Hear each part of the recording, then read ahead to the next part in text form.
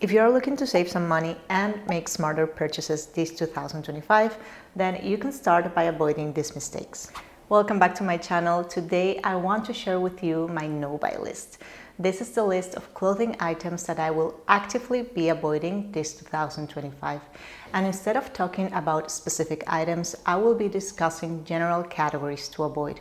My goal for this year is to buy less but better, and I also want to prioritize adding items that will actually fill wardrobe gaps instead of creating new ones. Gold-plated or gold vermeil jewelry. I know I've mentioned this before, but I just can't stress it enough. Gold-plated and gold vermeil jewelry is simply not worth your money. I've owned these pieces in the past, and no matter how careful I was with them, they always ended up tarnishing. I once even tried replating a necklace that had tarnished, and it was fine for a few months, but after that it tarnished again. And what really frustrates me is that these pieces aren't even cheap. Some of these pieces can cost 400 to 500 euros, and in my opinion that's a lot of money for something that might tarnish within a year. That's why for the past few years I've exclusively bought solid silver or solid gold jewelry. And when it comes to solid gold, I always try to buy 18 karat gold as a minimum. And I know buying solid gold can be expensive, but I also think that we need to reframe our expectations of what a jewelry collection should look like.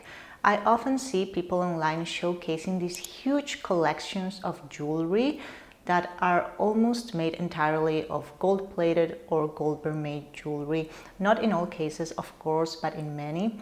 And honestly, I don't find it aspirational at all. I would rather have a small curated collection of jewelry made entirely from high quality pieces rather than having a huge collection made from low quality ones. That's why I have a fairly small jewelry collection, but all of my pieces are made from solid silver or solid gold, and I wear them on a daily basis without having to worry if they will tarnish. And that's the beauty of having a small curated jewelry collection. You end up wearing your pieces on a daily basis without having to worry if they will tarnish or not, and they end up becoming part of your signature style. And this is something I want to continue doing in 2025. Actually, I'm really interested in trying higher purity gold. I know that in some parts of the world, like Middle East or Asia, 22 karat solid gold is the standard. So I'm really interested in trying this, but I don't know any brands. So if you have any recommendations of brands that focus specifically on selling pieces made from higher purity gold, please share them in the comments down below. I would love to check your recommendations. So yeah, if I decide to add any jewelry piece this year, I will make sure that it's made from solid gold or solid silver, because sorry, but gold-plated is not worth your money. Knitwear made from synthetic fibers. In the past, I really didn't pay attention to the fabric composition of my clothing. So naturally, most of my clothing, including my knitwear, was made entirely or mostly from synthetic fibers like polyester or acrylic. However, most of those pieces are gone now because a few years ago I made the decision to stop buying knitwear made from synthetics and focus exclusively on buying pieces made from natural fibers like cotton, merino wool or alpaca. And honestly, I do this because I just like how these materials feel on my skin. But of course, natural fibers have their advantages. For example, they tend to be more breathable, they don't cling onto odors, and they are also biodegradable.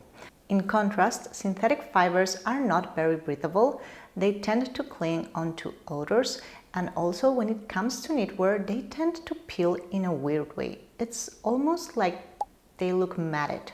I don't know how to explain it really, but when you try to depeel sweaters made entirely from synthetic materials, the peels don't come off easily. Like, the sweaters still look old after doing this. Now, you have probably seen that some brands use synthetic fibers like polyamide, for example, to strengthen more delicate fibers like alpaca or mohair. And while I do understand this, this is not the only way of doing this. You can actually strengthen these more delicate fibers with other natural fibers like wool or silk. But of course, synthetics are the cheaper option, especially when we are talking about mass market production. That said, nowadays there are a lot of brands that offer knitwear made exclusively from natural fibers. For example, you can often find knitwear made entirely from cotton or merino wool at Uniqlo at very affordable prices. And now with platforms like Vinted, it's easier to find these high quality pieces secondhand. So honestly, with so many options, I really don't see the point in keep buying knitwear made with synthetic fibers. Pieces that create wardrobe gaps. When you buy something, you are either filling a wardrobe gap or creating a new one. A wardrobe gap is something you consistently feel you're missing when styling outfits. For example, this year I often thought, this outfit would look so nice with a pair of full-length black trousers. Or these boots would pair so nicely with a pair of full-length black trousers. And that's when I knew that adding a pair of full-length black trousers would fill a wardrobe gap. So if you often find yourself thinking about a specific piece that you are missing from your wardrobe repeatedly, then it might be a good idea to add it. On the other hand, you create a wardrobe gap when you buy something without really thinking it through. And once you have this item, you really can't find a way to style it, or you find that you need to buy additional pieces to make this item work. And that's how you are creating a new wardrobe gap. So this year, I will be focusing on adding pieces to my wardrobe that actually fill those wardrobe gaps instead of creating new ones. Pieces that are not on my wish list. When I was younger, almost all of my clothing purchases were impulsive. I would walk into a store, buy what I like without really thinking how I would style it or how it would pair with the rest of my wardrobe. And obviously, I ended up with a wardrobe that was not very functional. I had some great pieces, but I also had some pieces that I really didn't know how to style. So a few years ago, I started using wish lists to be more mindful about what I buy. And for the most part, this has really worked for me because it has helped me create a closet that is very functional and that is filled with pieces that I like and know how to wear. However, last year I wasn't very consistent with my wish list. I really didn't take the time to update it regularly, and as a result, around 50% of my purchases were not planned. Now, this doesn't mean that all of these were bad purchases because thankfully I know my style very well and I know what I like to wear. However, I would say that around 20% of these impulse buys were pieces that I really didn't need or that I ended up regretting later. So this year, I'm changing my approach completely. Instead of making a yearly wish list at the beginning of the year, I will be making seasonal wish lists that I will update frequently.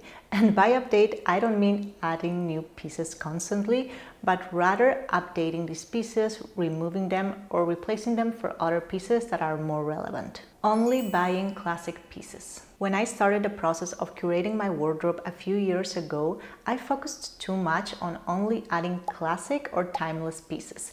Pieces that I thought would stay in my wardrobe forever. And while this made getting dressed super easy, it also made my wardrobe feel boring because I was intentionally avoiding those more statement or fun pieces that I liked just because they were not considered classic or timeless. But some time ago, I watched a video by Katie Louise where she mentioned that we will always cringe at our past outfits, no matter how classic or timeless we thought they were at the time.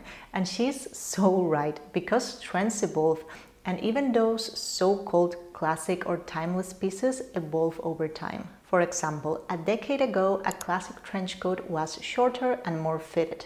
Today, a classic trench coat is long, oversized, and relaxed. So while the concept of a trench coat remains timeless, the specific fit and style can change significantly over time.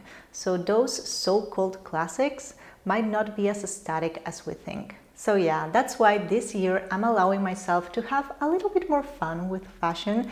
I will still love my classic pieces, but I will not shy away from adding more personality-driven pieces to my wardrobe that I actually like, even though they are not considered classic. If you are still here, let me know what you will be avoiding this 2025, and let me know if you agree or disagree with any of these pieces. If you liked this video, please give it a thumbs up and consider subscribing if you would like to see more content like this. As always, thank you so much for watching, and I'll see you very soon in my next one.